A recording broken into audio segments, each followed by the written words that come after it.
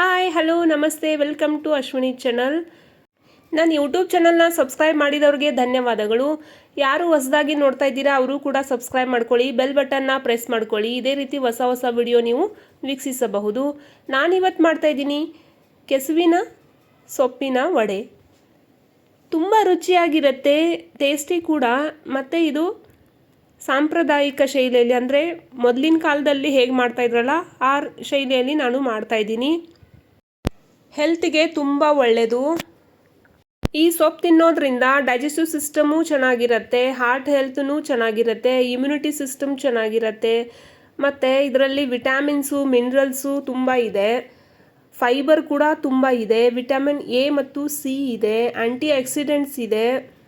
ನಮಗೆ ಹೇರ್ಗೆ ಹೆಲ್ತ್ಗೆ ತುಂಬಾ ಒಳ್ಳೆಯದು. ವೆಯ್ಟ್ ಮ್ಯಾನೇಜ್ಮೆಂಟ್ ಕೂಡ ಮಾಡುತ್ತೆ. ಈ ರೀತಿ ನೋಡಿ, ನಾನು ಕೆಸುವಿನ ಸೊಪ್ಪು ತೊಗೊಂಡಿದ್ದೀನಿ.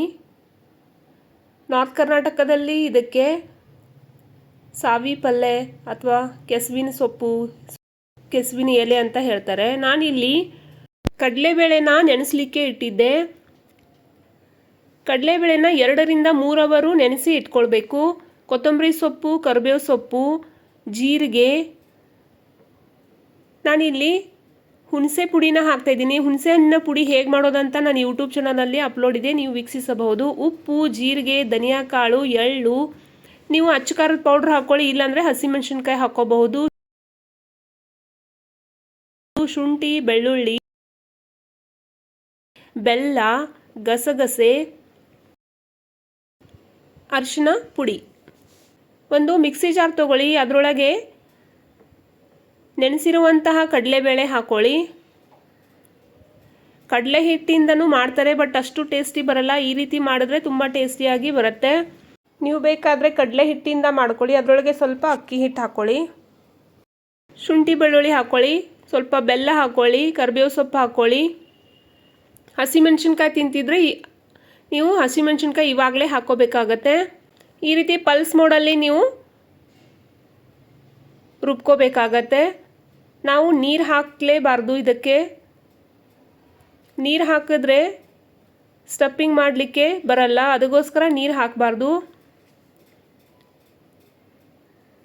ಇಷ್ಟು ಗಟ್ಟಿಯಾಗಿ ಇರಲಿ. ಪುಡಿ ಮಾಡಿರುವಂತಹ ಹುಣಸೆ ಹಣ್ಣು, ಎಳ್ಳು ನಾವು ಹುರಿದ್ಬಿಟ್ಟು ಹಾಕೋದೇನು ಅವಶ್ಯಕತೆ ಇಲ್ಲ. ನಾವು ಫ್ರೈ ಮಾಡ್ತೀವಲ್ವ ಆವಾಗ ಫ್ರೈ ಆಗತ್ತೆ. ಓಂ ಕಾಳು, ಜೀರಿಗೆ, ಧನಿಯಾ ಪುಡಿ. ನೀವು ಬೇಕಾದರೆ ಗರಂ ಮಸಾಲ ಹಾಕೋಬಹುದು, ನಾನು ಹಾಕ್ತಾ ಇಲ್ಲ. ಅರಿಶಿನ ಪುಡಿ, ಇದು ಕೂಡ ಅರಿಶಿನ ಪುಡಿ ಹೋಮ್ ಮೇಡ್ ಇದೆ. ಅಚ್ಕಾರ ಪುಡಿ, ರುಚಿಗೆ ತಕ್ಕಷ್ಟು ಉಪ್ಪು, ಕೊತ್ತಂಬರಿ ಸೊಪ್ಪು ಸ್ವಲ್ಪ ಜಾಸ್ತಿನೇ ಹಾಕಿ, ಚೆನ್ನಾಗಿ ಫ್ಲೇವರ್ ಮತ್ತು ಟೇಸ್ಟು ಚೆನ್ನಾಗಿ ಬರುತ್ತೆ. ಈ ರೀತಿ ಚೆನ್ನಾಗಿ ಕಲಿಸ್ಕೊಳ್ಳಿ. ಬೇಕಾದರೆ 1-2 ಹನಿ ಎಣ್ಣೆ ಕೂಡ ಹಾಕೋಬಹುದು. ಈ ರೀತಿ ಮಿಕ್ಸ್ ಮಾಡ್ಕೊಳ್ಳಿ. ಯಾವುದೇ ಕಾರಣಕ್ಕೆ ಜಾಸ್ತಿ ನೀರು ಹಾಕಿಬಿಟ್ಟು ರುಬ್ಬೇಡಿ. ನಾನು ನೀರು ಹಾಕದೇ ರುಬ್ಬಿದ್ದೀನಿ. ನಮ್ಮ ಗಾರ್ಡನಲ್ಲಿ ಬೆಳೆದಿರುವಂತಹ ಕೆಸುವಿನ ಸೊಪ್ಪು ಇದು. ನಾನಿದು ತೊಳೆದ್ಬಿಟ್ಟು ಕಟ್ ಮಾಡಿ ಇಟ್ಟಿದ್ದೀನಿ. ಈ ರೀತಿ ದಂಟನ್ನು ಕಟ್ ಮಾಡ್ಕೊಳ್ಳಿ. ಈ ದಂಟು ದಿಪ್ಪು ಇರುತ್ತಲ್ವ, ಆವಾಗ ನಾವು ಸ್ಟಫಿಂಗ್ ಮಾಡಿದ್ರೆ ಹರಿದು ಹೋಗುತ್ತೆ. ಅದಕ್ಕೋಸ್ಕರ ಈ ರೀತಿ ಒಂದು ಬೆಲೂನ್ಗೆಯಿಂದ ಪ್ರೆಸ್ ಮಾಡಿಕೊಂಡ್ರೆ ನೀರಿನಂಶ ಹೋಗಿಬಿಟ್ಟು ಅದು ಚಪ್ಪಟೆ ಆಗತ್ತೆ. ಸ್ಟಫಿಂಗ್ ಮಾಡಬೇಕಾದ್ರೆ ಎಲೆ ಹರಿಯಲ್ಲ. ನೀವು ತುಪ್ಪ ಅಥವಾ ಎಣ್ಣೆ ಸವರ್ಕೋಬಹುದು. ಸ್ವಲ್ಪ ತುಂಬ ಏನೂ ಹಚ್ಚಬೇಡಿ, ಸ್ವಲ್ಪನೇ ಹಚ್ಕೊಳ್ಳಿ. ಎಲೆ ಜಾಸ್ತಿ ಇತ್ತಂದರೆ ಒಂದ್ರ ಮೇಲೆ ಒಂದು ಇಟ್ಕೊಂಡು ಮಾಡಿದ್ರೆ ಲೇಯರ್ ತುಂಬ ಚೆನ್ನಾಗಿ ಬರುತ್ತೆ. ನಮ್ಮ ಗಾರ್ಡನಲ್ಲಿ 4 ಎಲೆ ಬಂದಿತ್ತು, ಅಷ್ಟರಲ್ಲೇ ಮಾಡ್ತಾಯಿದ್ದೀನಿ. ಇವಾಗ ಇಲ್ಲಿ ಸ್ಟಫಿಂಗ್ ಮಾಡಬೇಕಾದ್ರೆ ತುಂಬ ಗಟ್ಟಿ ಅನಿಸಿದ್ರೆ 1-2 ಹನಿ ನೀರು ಹಾಕ್ಕೊಳ್ಳಿ ಅಷ್ಟೇ. ಇಲ್ಲಾಂದರೆ ಕೈ ಒದ್ದೆ ಮಾಡಿಬಿಟ್ಟು ಸ್ಟಫಿಂಗ್ ಮಾಡ್ಕೊಳ್ಳಿ. ಸ್ಟಫಿಂಗ್ ಆದಮೇಲೆ ಈ ರೀತಿ ರೋಲ್ ಮಾಡ್ಕೊಳ್ತಾ ಬನ್ನಿ. ರೋಲ್ ಮಾಡಿಕೊಂಡು ನಿಧಾನವಾಗಿ ಅದಕ್ಕೆ ಪ್ರೆಸ್ ಮಾಡ್ತಾ ಬನ್ನಿ, ಇಲ್ಲಾಂದರೆ ಸ್ಟಫಿಂಗು ಹೊರಗಡೆ ಬಂದು ಎಲೆಗೆ ಅಂಟಿಕೊಳ್ಳಲ್ಲ. ನಿಧಾನವಾಗಿ ಪ್ರೆಸ್ ಮಾಡ್ಕೊಳ್ಳಿ.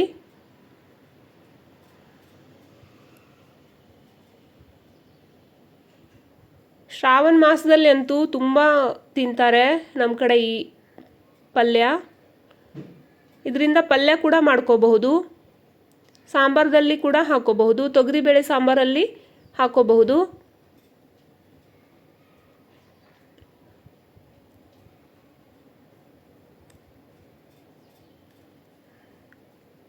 ನಿಧಾನವಾಗಿ ಸ್ಟಫ್ ಮಾಡ್ಕೊಳ್ಳಿ.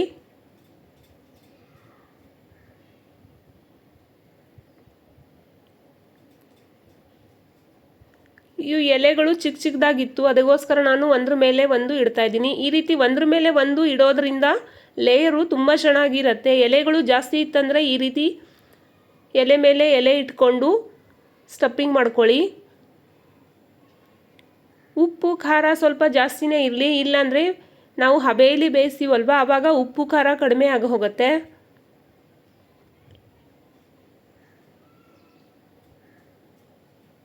ಉಳಿದಿರುವಂತಹ ಎಲ್ಲ ಹಿಟ್ಟು ಅದಕ್ಕೆ ಹಾಕೊಳ್ಳಿ. ಜರಡಿ ತಗೊಳ್ಳಿ ಒಂದು, ನಾವು ಕಡು ಬೆಲ್ಲ ಬೇಯಿಸ್ತೀವಲ್ವ ಆ ಪ್ಲೇಟ್ ತಗೊಂಡು ಅದಕ್ಕೆ ಸ್ವಲ್ಪ ಎಣ್ಣೆ ಸವರ್ಬಿಡಿ. ತುಂಬಿರುವಂತಹ ಕೆಸುವಿನ ಎಲೆ ಇಟ್ಟು 7 ರಿಂದ 10 ನಿಮಿಷದವರೆಗೂ ಲೋ ಟು ಮೀಡಿಯಂ ಫ್ಲೇಮಲ್ಲಿ ನಾವು ಹಬೆಯಲ್ಲಿ ಬೇಯಿಸ್ಕೋಬೇಕಾಗತ್ತೆ.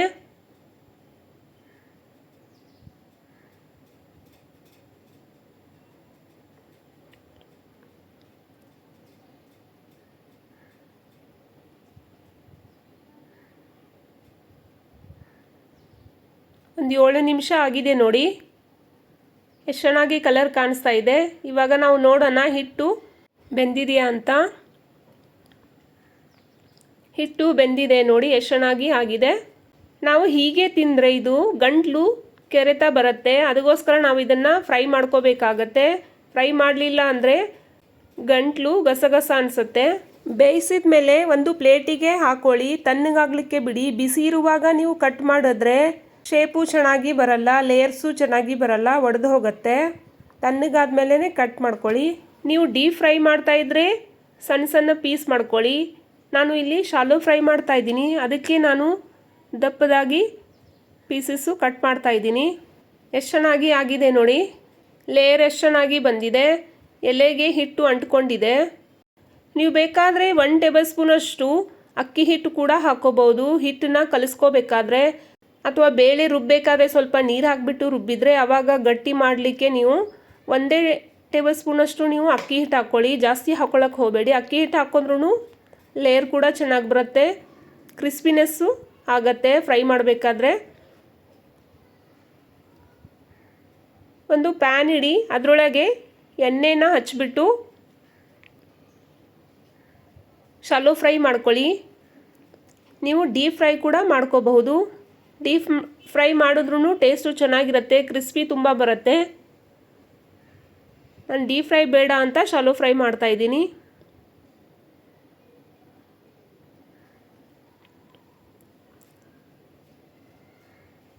ನೀವು ಆರಾಮ್ಸೆ ಬೆಳಗ್ಗೆ ಮಾಡಿ ಇಡಬಹುದು. ಮಧ್ಯಾಹ್ನ ಗೆಸ್ಟ್ ಬರ್ತಾಯಿದ್ರೆ ಇಲ್ಲ ಸಾಯಂಕಾಲ ತಿನ್ನಲಿಕ್ಕೆ ಅಂತಂದ್ರೂ ನಾವು ಮಾಡಿ ಇಡ್ಬೋದು, ಹಾಳಾಗಲ್ಲ. ಚೆನ್ನಾಗಿ ರೋಸ್ಟ್ ಮಾಡಿದ್ರೆ ಟೇಸ್ಟು ಚೆನ್ನಾಗಿರುತ್ತೆ, ಹಾಳೂ ಕೂಡ ಆಗಲ್ಲ. ಲೋ ಫ್ಲೇಮಲ್ಲೇ ನಾವು ಫ್ರೈ ಮಾಡಬೇಕಾಗತ್ತೆ. ಬೇಕಾದರೆ ಎಣ್ಣೆ ಜಾಸ್ತಿ ಹಾಕ್ಕೋಬಹುದು. ನೀವು ಇದು ಈವ್ನಿಂಗ್ ಸ್ನ್ಯಾಕ್ಸ್ ಥರ, ಸೈಡ್ ಡಿಶ್ ಥರ ಯೂಸ್ ಮಾಡ್ಕೋಬಹುದು. ಮಕ್ಕಳಂತೂ ತುಂಬ ಇಷ್ಟಪಟ್ಟು ತಿಂತಾರೆ. ರುಚಿ ರುಚಿ ಅಡುಗೆ ಮಾಡ್ತಾಯಿರಿ, ತಿಂತಾಯಿರಿ, ತಿನ್ನಿಸ್ತಾಯಿರಿ, ಹೆಲ್ದಿಯಾಗಿರಿ. ಇವಾಗ ನೀವು ಎಳ್ಳು ಮತ್ತು ಗಸಗಸೆಯಿಂದ ಗಾರ್ನಿಷ್ ಮಾಡ್ಕೋಬಹುದು. ಫ್ರೈ ಆಗಿ ತೆಗೆಯುವ ಒಂದು 10 ಸೆಕೆಂಡ್ಗಿಂತ ಮೊದಲೇ ಗಸಗಸೆ ಮತ್ತು ಎಳ್ಳು ಹಾಕಿಬಿಟ್ಟು ಗಾರ್ನಿಷ್ ಮಾಡ್ಕೊಳ್ಳಿ. ನನ್ನ ವಿಡಿಯೋ ಪೂರ್ತಿ ನೋಡಿದ್ದಕ್ಕಾಗಿ ಧನ್ಯವಾದಗಳು.